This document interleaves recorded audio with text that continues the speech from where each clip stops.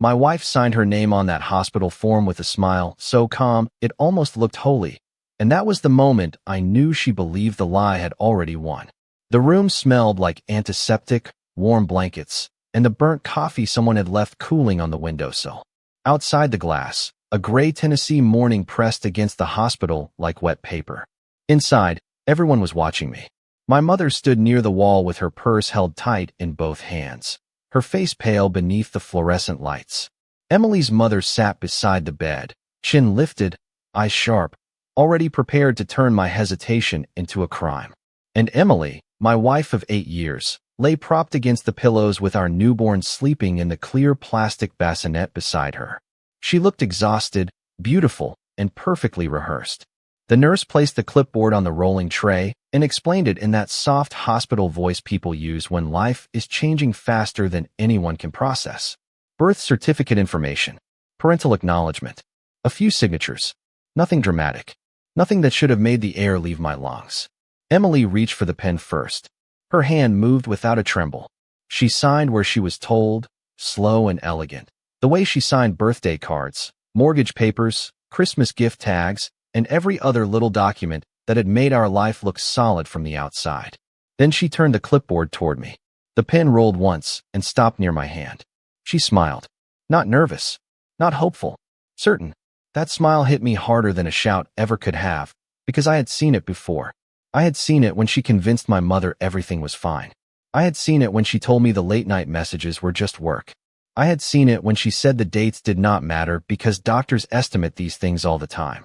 I am Nathan Cole, 39 years old, born and raised outside Knoxville, Tennessee. I fix medical equipment for a living, the kind of machines people only notice when something has gone wrong inside them.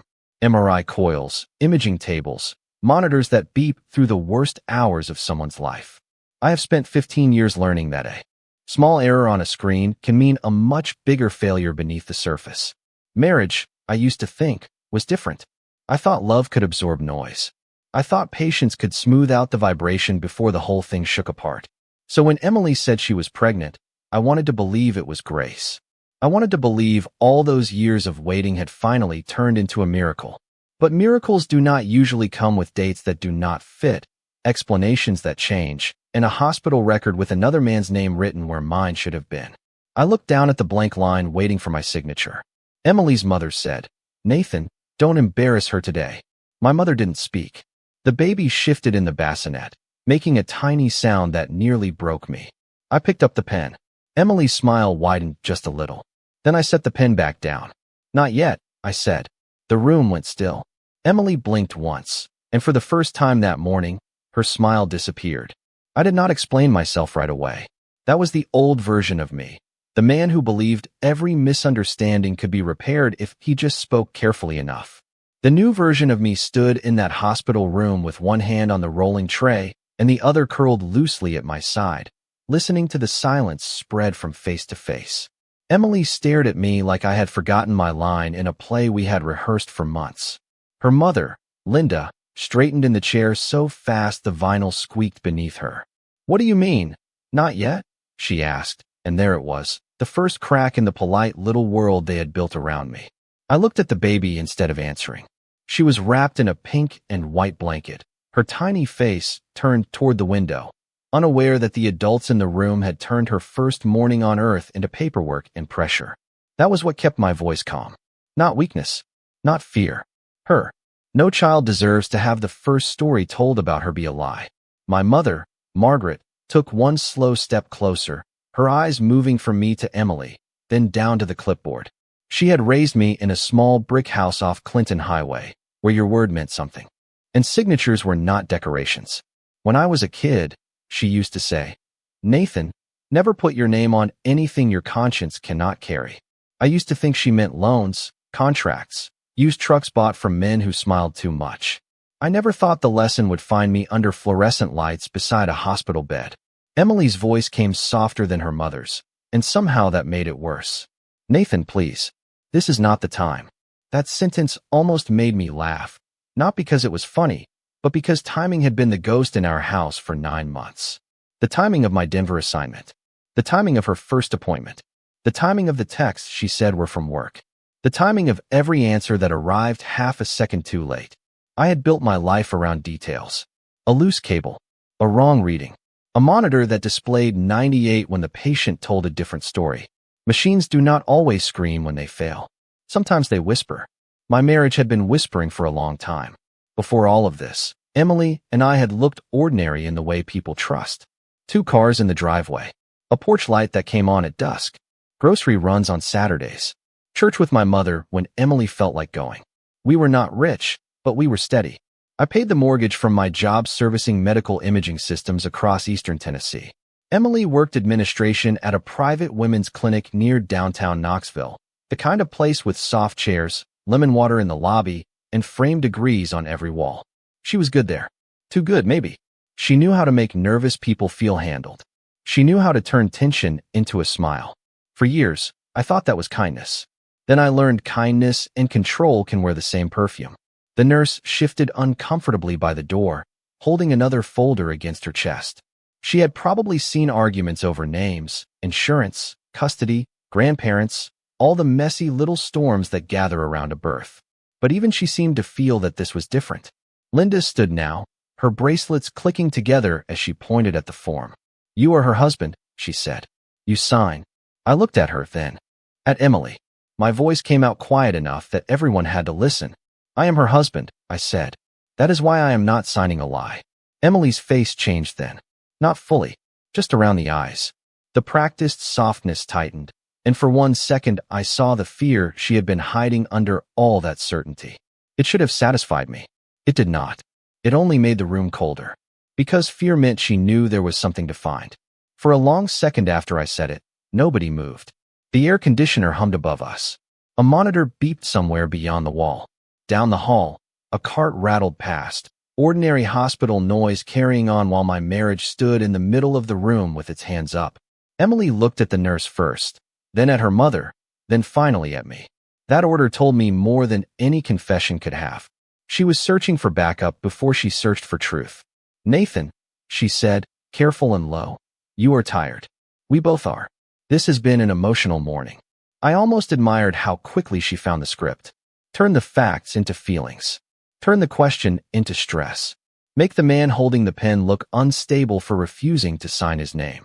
8 years of marriage teaches you a person's habits, not all at once, but the way water stains spread through a ceiling. Slowly, quietly. Then one day you look up and realize the damage has been above you for a long time. I remembered the first year we tried for a baby. Emily kept a little basket under the bathroom sink with pregnancy tests, vitamins, and a notebook where she wrote dates in blue ink. At first, we laughed about it. We made plans too early. Names on napkins. Nursery colors in the paint aisle at Home Depot. She wanted pale yellow because she said it felt hopeful. I wanted whatever made her smile. Month after month, the tests stayed negative, and the smile got harder for her to find. I went with her to appointments whenever I could. I sat in waiting rooms with old magazines and nervous husbands, drinking burnt coffee from paper cups while women came out carrying news that changed their lives. I learned the language of trying. Ovulation windows. Hormone levels. Follow-up visits. Phrases no man expects to know until love makes him learn them. I was not perfect. My job pulled me away more than either of us liked. Medical equipment does not care about anniversaries or dinner plans. When a scanner goes down in Chattanooga or a surgical monitor fails in Nashville, somebody has to drive there with a toolbox and a badge on a lanyard. Sometimes that somebody was me. I missed little things, then medium things, then things Emily stopped mentioning because she had already decided I would not be there. I carried guilt like a second wallet, always in my pocket, always ready to open. So when she told me she was pregnant, standing in our kitchen with both hands wrapped around a coffee mug she had not touched, I did not question the tremble in her voice. I crossed the room and held her like the ground had finally stopped moving. She cried into my shirt. I cried too, quietly, because men like me learn to celebrate softly when life has made them careful. For 2 weeks, I let myself believe. I fixed the loose hinge on the spare bedroom door. I priced cribs online. I drove home with a tiny Tennessee Volunteers onesie folded in a paper bag on the passenger seat, feeling foolish and happy in a way I had not felt in years. Then Emily gave me the first ultrasound picture. I stared at that small gray blur, waiting for the rush every father talks about. It came. Then something else came behind it. A number. 7 weeks, 6 days. I knew where I had been 7 weeks and 6 days earlier. Denver. 1,600 miles away. 5 nights in a business hotel by the airport. Receipts in my email. Work orders with my signature. Security badge scans at a hospital I could name without looking. I did not accuse her. Not then. I asked one simple question over dinner while the lasagna cooled between us. Are you sure about the dates? Emily smiled the way people smile when they have already prepared the answer. Doctor's estimate, Nathan. Do not turn this into math. But math was the one thing in my life that had never betrayed me. After that dinner, I stopped asking questions out loud. A man can learn a lot by letting a room think he has gone back to sleep. Emily kept moving through the house with that soft new glow people praise in pregnant women, one hand resting on her stomach, the other wrapped around her phone. She bought little white socks and folded them on the dresser. She ordered a rocking chair for the spare room. She let my mother bring over a handmade blanket and hugged her in the doorway like there was no storm hiding behind her ribs. From the outside, it looked tender. From inside my own skin, it felt staged. I hated myself for thinking that. That was the worst part. Suspicion does not arrive like anger. Anger has heat. Suspicion is colder. It sits beside you at breakfast while your wife asks if you want more coffee. It rides with you down Interstate 40 while rain streaks across the windshield and old country songs play too quietly to hear. It stands behind you at work while you tighten screws on a machine worth more than your house, whispering that the numbers still do not fit. I tried to bury it under routine. Work helped. Work always had. There is comfort in tools, in readings, in wires that go exactly where they are supposed to go. If a monitor failed, I could trace the fault. If a coil overheated, I could replace it. If a table calibration drifted by half an inch, I could bring it back to center. People were harder. People smiled while drifting. Emily drifted beautifully. She started staying late at the clinic more often, saying they were short-staffed, saying the doctors were overwhelmed, saying pregnancy had made her tired but useful. The name Ryan Mercer began showing up in little places before it ever became a wound. Dr. Mercer said this supplement was better. Dr. Mercer thinks the nausea is normal. Dr. Mercer wants one more scan just to be safe. Always Dr. Mercer, formal enough to sound harmless, frequent enough to feel rehearsed. I met him once before everything came apart. It was at the clinic holiday fundraiser the previous December, in a hotel ballroom near downtown Knoxville. He was tall, clean-cut, white coat confidence without the white coat, the kind of man who shook your hand while already looking past you for someone more important. Emily introduced me as her husband, and he smiled like that explained very little. So you are the equipment guy, he said. Not cruel, not friendly either. Just a small sentence placed carefully enough to remind me of a ladder I was not standing on. I let it pass. That was what I did back then. I let things pass because peace felt cheaper than pride. But after the ultrasound date, every memory changed color. I remembered how Emily laughed at something he said near the dessert table. I remembered his hand touching the back of her chair, not long enough to accuse, just long enough to remember. I remembered driving home that night while she looked out the passenger window and smiled at her own reflection in the glass. So I became quiet. Not distant. Not cold. Just observant. I saved my Denver receipts. I pulled my badge records from the hospital system. I checked the dates twice, then a third time, because a part of me still wanted to be wrong. I wanted some simple explanation, some medical footnote, some harmless correction that would let me put the crib together without feeling like I was building furniture in a house already sold to someone else. But every time I looked, the math stood there clean and patient. Emily's first scan was not just early. It was impossible. And when a truth is impossible to explain, it usually means somebody has been explaining around it. The first time I saw Ryan Mercer's name on Emily's phone, it was almost midnight, and the house was so quiet I could hear the refrigerator click on from the kitchen. I had come home late from a service call in Oak Ridge, still wearing my work boots, my shoulders stiff from crawling behind an imaging console for 3 hours. Emily was asleep on the couch, or pretending to be, one hand resting on her stomach, the television glowing blue across her face. Her phone lit up on the coffee table. I did not pick it up. I did not need to.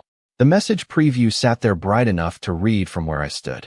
You should not be alone at the appointment tomorrow. Let me be there, M. Not Emily. Not Mrs. Cole. M. One syllable, small as a match head, hot enough to light up every dark corner I had been avoiding. I stood there with my keys still in my hand, listening to the television whisper some late-night commercial about car insurance while my pulse turned slow and heavy. A jealous man would have grabbed the phone. A foolish man would have shaken her awake and demanded answers. I had been both at different times in my life. That night, I was neither. I took off my boots, set them by the door, and went upstairs without making a sound. Sleep did not come. It just circled the room and left me there with the ceiling fan turning above me like a witness that had seen too much. The next morning, Emily acted normal. Too normal. She poured orange juice, complained about heartburn, and asked whether I could fix the guest bathroom faucet before her mother came over that weekend. I watched her move around our kitchen in one of my old sweatshirts, hair tied up, bare feet silent on the tile. She looked like my wife. That was the cruelty of it. Betrayal does not always arrive wearing a stranger's face. Sometimes it uses the same coffee mug, the same tired smile, the same voice that once told you home was wherever you were. Do you have an appointment today? I asked, spreading butter on toast I had no appetite for. Her hand paused for half a second near the refrigerator handle. Half a second is nothing to most people. To a man who calibrates machines for a living, half a second can be the difference between normal and failing. Just a quick checkup, she said. Nothing worth taking time off for. I nodded. Dr. Mercer? She looked at me then. Not startled. Measured. He is one of the doctors at the clinic, Nathan. Please do not make it strange. There it was again. The trick of turning my observation into my flaw. I almost apologized. Habit rose in my throat like acid. Then I swallowed it. After she left, I sat at the kitchen table with my coffee cooling beside me and opened my laptop. I was not hacking. I was not snooping through locked doors. I started with what belonged to me. My travel records. My mileage logs. Hotel receipts. The Denver assignment from February 9th through February 23rd. Badge scans at St. Mark's Medical Center. Photos I had sent Emily from the hotel parking lot. After a snowstorm dusted the rental car white. Proof. Neat as stitches. Then I opened the calendar we shared. Emily had added nothing for the day of that first scan. No appointment. No note. No reminder. Just an empty square where a husband should have been. By lunch, I called a family attorney named Peter Caldwell, referred by a coworker who had once gone through a custody fight that aged him 10 years and 10 months. I expected Caldwell to sound dramatic. He did not. He sounded like a man who had heard pain dress itself up as legal paperwork many times before. I told him only the facts. Dates. Pregnancy timeline. My work travel. The message preview. The upcoming birth. He listened without interrupting. When I finished, he said, "Do not accuse her. Do not sign anything you are not certain of. And start requesting every record you are legally allowed to see." That sentence steadied me more than sympathy would have. Rules. Steps. Paper. A path through fog. For the next few weeks, I became the husband Emily thought she understood. I drove her to the grocery store. I assembled the crib. I smiled when Linda rubbed Emily's shoulder and called the baby a blessing. But behind the calm, I was gathering the truth one quiet page at a time. And every page pointed toward the same name. By the 7th month, Emily had become a stranger wearing the habits of my wife. She still folded towels the same way, still left half-finished glasses of water on the nightstand, still hummed under her breath when she cooked pasta. But something essential had moved out of her and left a performance behind. She had learned to speak to me in soft, careful sentences, the way nurses speak to difficult patients. You are overthinking. You need rest.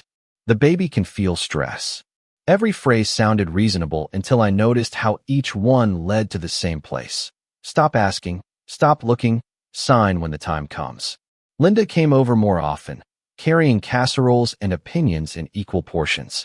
She would pat Emily's hand and tell me pregnancy made women emotional, as if my concern were just another symptom in the house. My mother noticed too, but she said little. Margaret Cole had never been a woman who wasted words. One Sunday after church, she helped me repair a loose board on the back porch while Emily napped inside. The September air smelled like cut grass and charcoal from a neighbor's grill. Mom held the flashlight even though it was daylight, just to have something in her hands. "You are carrying something heavy," she said. I tightened a screw too far and felt the wood complain. "I am fine." She looked at me the way mothers look when sons forget they were boys once. "No, you are polite. That is not the same thing." I almost told her everything right there, with the drill in my hand and sweat cooling under my shirt. But truth has weight, and I was not ready to place it on her shoulders until I had more than suspicion. So I said nothing. Silence can be mercy for a while. Then it becomes a room with no doors. The records began arriving in pieces. A billing summary first, then appointment confirmations, then a copy of the initial intake form after Caldwell helped me file the proper request tied to insurance and marital responsibility. I read each document at my kitchen table after Emily went to bed, the overhead light buzzing softly above me. There was no single thunderclap, just small facts lining up like shoes outside a door. First prenatal visit, February 21st. Estimated gestational age, 7 weeks, 4 days. Patient accompanied by partner. Emergency contact, Ryan Mercer. I read that line 3 times. Partner, not coworker, not physician, not clinic representative. Partner. The word sat on the page like a handprint. I pushed back from the table and stared at the dark window over the sink. My reflection stared back older than it had looked that morning. The house was quiet. Upstairs, Emily slept in the bed we had chosen together from a furniture outlet in Maryville 8 years earlier, back when we thought a shared mattress meant a shared life. I did not shout. I did not wake her. I made a copy, then another. Paper trail beats panic. That became my rule. The next day, I drove to Caldwell's office during my lunch break, carrying the folder in a plain brown envelope on the passenger seat. Knoxville traffic crawled around me, brake lights glowing red in the drizzle, everyone trapped in their own little emergencies. Caldwell read the documents without making a face. Lawyers are trained for that. When he reached the line with Ryan's name, his pen stopped moving. "This is not proof of paternity," he said, "but it is proof that you had reason to question it before signing." That mattered. Not emotionally. Legally. In a world where feelings could be denied, paper could stand upright. He told me again not to confront her unless I was prepared for the consequences. He told me the hospital would likely push for paperwork soon after delivery. He told me to stay calm. I almost smiled at that. Calm was all I had left. By the time Emily's due date approached, she seemed lighter, almost relieved. She packed the hospital bag 3 weeks early. She placed the baby blanket by the door. She reminded me twice to bring my identification because they will need you to sign forms. The way she said it made my chest tighten. Not because I was afraid. Because I finally understood the shape of her plan. She was not hoping I would believe her forever. She only needed me to believe her long enough to put my name on the line. The night Emily went into labor, a storm rolled across Knoxville hard enough to shake the bedroom windows.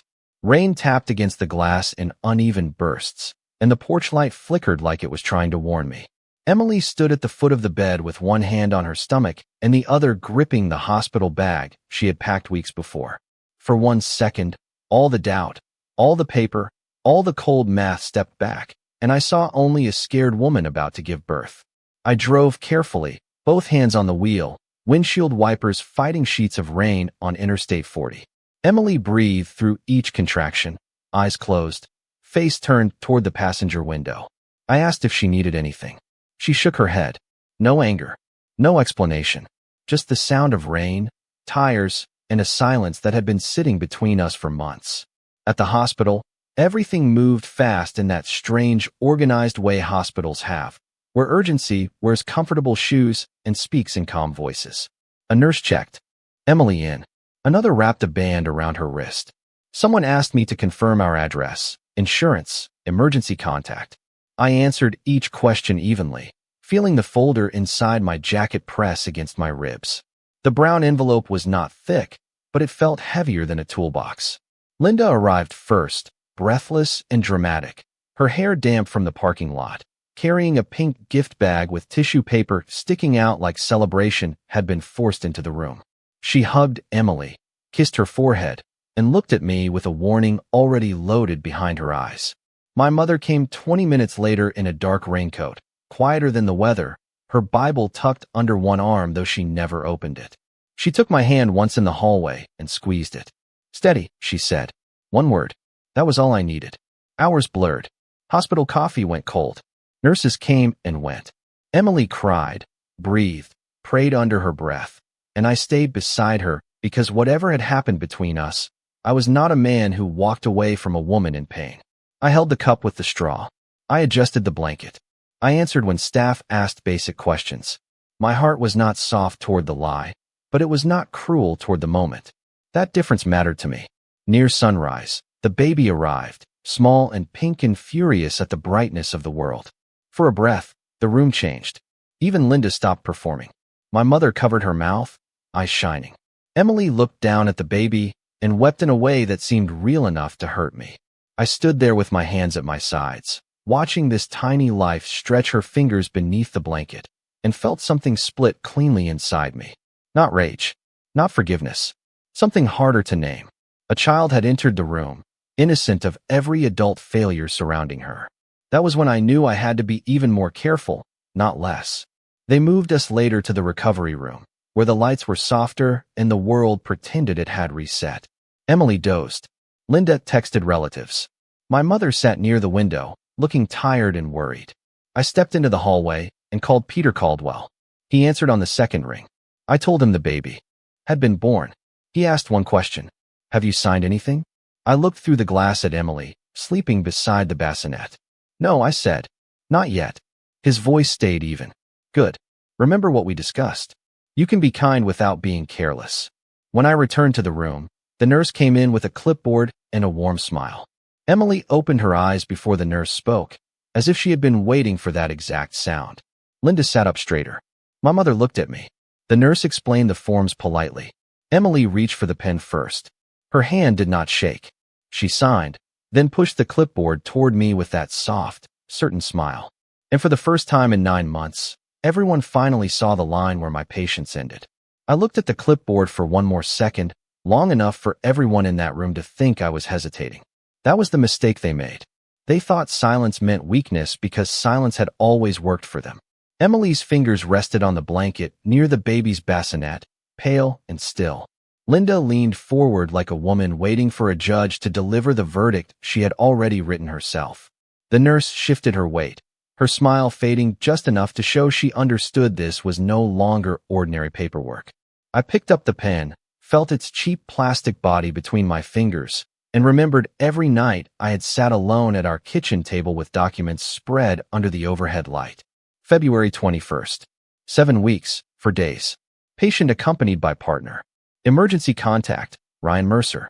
Those words had lived in my head for weeks, not as suspicion anymore, but as a map. I set the pen down again. Not dropped, not slammed. Set down. The tiny click it made against the tray sounded louder than it should have. I need a paternity test before my name goes on that form, I said. Linda's face flushed. How dare you say that in front of her after what she just went through? Her voice was sharp enough to make the nurse glance toward the door. Emily closed her eyes and breathed out slowly, like she was the one trying to stay calm for my sake. That performance might have worked in our kitchen. It might have worked at a family dinner. It did not work with the truth sitting inside my jacket. Nathan, Emily whispered, please do not do this. I looked at her for a long moment. The woman I married used to say my name like it was a safe place. Now she said it like a lock she was trying to pick. I am not doing anything to you, I said. I am refusing to do something to myself. My mother finally moved. She stepped beside me, not in front of me, not behind me, beside me. Margaret Cole did not need to know every detail to recognize when her son was standing on solid ground. Linda pointed at the clipboard. This is your child. This is your family. I reached into my jacket and pulled out the brown envelope. Emily saw it before anyone else did. Her face changed so quickly it nearly took the breath out of the room. The color drained from her cheeks. Her hand tightened on the edge of the blanket. That was when Linda stopped talking. I opened the envelope and removed 3 pages. Not a stack. Not a dramatic mountain of evidence. Just 3 clean pages that had done what months of conversations could not do. They stayed factual. They stayed calm. They stayed true. I placed them on the tray beside the unsigned form. This is the intake record from the first prenatal visit, I said. My voice sounded strange to me, steady but distant, like it belonged to a man standing 10 feet away. February 21st. Estimated gestational age, 7 weeks and 4 days. Emily shook her head once. Barely. Nathan, you do not understand how those estimates work. I turned the second page so everyone could see the line I had memorized. Patient accompanied by partner. The nurse's eyes moved to the paper, then away. My mother inhaled softly. Linda stared like the words might rearrange themselves if she hated them hard enough. I touched the final line with one finger. Emergency contact, Ryan Mercer. Nobody spoke. The baby made a small sound in the bassinet, and it cut through me cleanly because she was the only innocent person in that room. I lowered my hand. I was in Denver from February 9th through February 23rd. I have the work orders, badge scans, hotel receipts, and flight records. I was 1,600 miles away when this timeline began. Emily's eyes filled, but no tears fell. Tears would have been easier. Tears would have given the room something human to hold on to. Instead, she looked trapped between the lies she had built and the paper that had quietly opened every door. Linda turned to her daughter. For the first time since she arrived, she did not defend her. She only asked, "Emily, who is Ryan Mercer to this baby?" Emily's mouth opened, but nothing came out. That silence was the answer no signature could cover. Emily did not answer her mother. She looked down at the baby, then at the forms, then at me, and in that slow movement I saw the last wall inside her collapse. Not loudly, not dramatically, just a quiet inward folding, like a house after the lights go out. Linda covered her mouth with one hand. My mother stood beside me, still as stone, but I could feel her grief in the space between us. The nurse cleared her throat softly and said she would give us a few minutes, then stepped out and closed the door with the gentleness people use around broken things. The room seemed bigger after she left, bigger and colder. Emily finally whispered.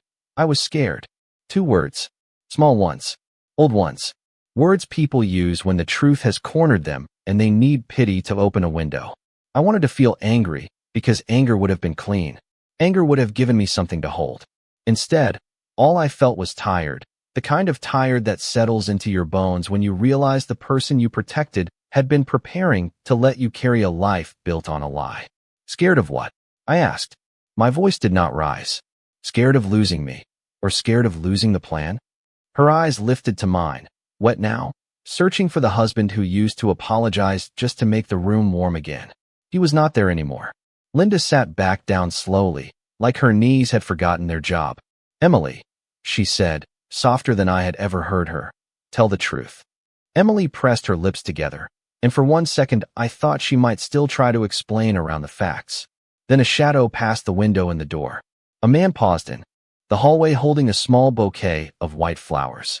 Tall, clean-cut, familiar in a way that turned the hospital air sharp. Ryan Mercer saw me through the glass, then saw the papers on the tray, and his expression changed before he could hide it. He did not come in. That told me enough. Emily saw him too. Her face broke, not because she regretted what she had done, but because the 2 lives she had kept apart had finally touched the same room. I picked up the unsigned form and handed it back to the tray. I will not sign today, I said. I will cooperate with a legal paternity test. I will make sure this child is treated with dignity. But I will not let a lie become my name. The words sounded harsh only if someone believed truth was cruelty. My mother put her hand on my arm, light as a prayer. Emily started crying then, quiet at first, then harder, but the tears no longer controlled the room. For months, her emotions had been the weather we all had to dress for. Now the forecast had changed. I stepped into the hallway, and Ryan took one step back. He opened his mouth, maybe to explain, maybe to pretend, maybe to say something educated and useless. I saved him the effort. Talk to your attorney, I said. Not to me. Then I called Peter Caldwell from the end of the hall, standing beside a vending machine humming under a dying fluorescent bulb. I told him I had not signed. I told him Ryan was there. I told him Emily had not denied the record. Caldwell's voice stayed even, like a handrail on a dark staircase. Then we move carefully, he said. Carefully. That became the word for the days that followed. The test was ordered. The forms remained unsigned. Emily went home with Linda. I went back to the house alone and found the crib standing in the spare room. Perfect, pale yellow, waiting for a future that had already changed shape. I sat on the floor beside it for a long time, listening to the refrigerator hum downstairs and rain tapping the roof. I did not feel victorious. Men in stories are supposed to feel powerful when the truth comes out. I felt hollow. But hollow is not the same as broken. Broken means you cannot stand. Hollow means something false has finally been removed.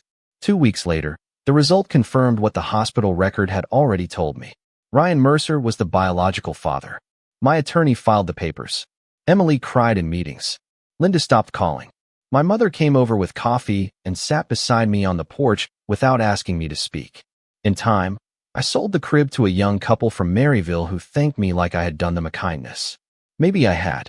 Maybe letting go of what was never truly yours is the first honest thing after a dishonest season. I kept one copy of the hospital record in a folder, not because I wanted to relive it, but because I needed proof for the days when memory softened and loneliness tried to make betrayal look complicated. It was not complicated. I loved my wife.